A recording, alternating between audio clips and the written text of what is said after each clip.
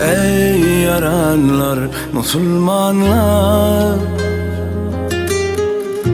iki dünyanın sultanı, Ravzedelle yarattı Resul cesedin canı.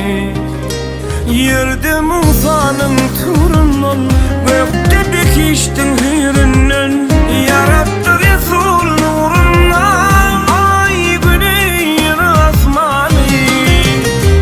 Arzu beylep gülün sarın, gezdim dağın ayırvadın, farağını sanıp yarın keşfetti gönlüm dünyanı. Aklım hayran bulup şaştım, ahır bir satıştım, 66 dağdan açtım, geçtim 12 deryanı.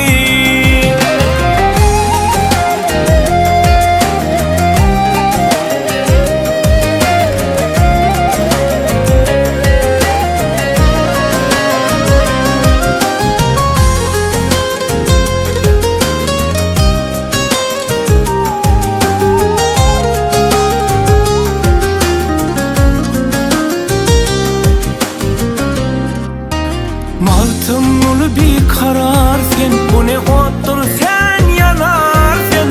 Parçalardan bir karar sen, bilmezsen sudur yani. Maltımlı bir karar sen, bu ne otur sen yanarsın. Parçalardan bir karar sen, bilmezsen sudur yani.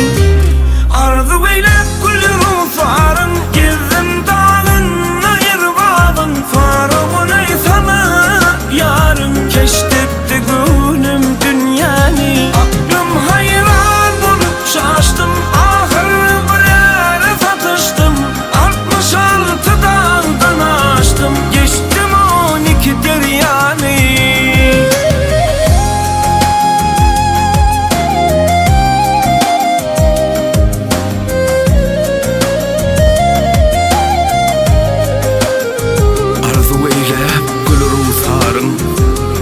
Gezdim dağını yervabın, sorğunu salıp yarım, keşfetti kömlüm dünyanı, keşfetti kömlüm dünyanı. Arzu eylep gülün sarın, gezdim dağını yervabın, sorğunu salıp yarım, keşfetti gönlüm dünyanı. Aklım hayran bulup şaştım,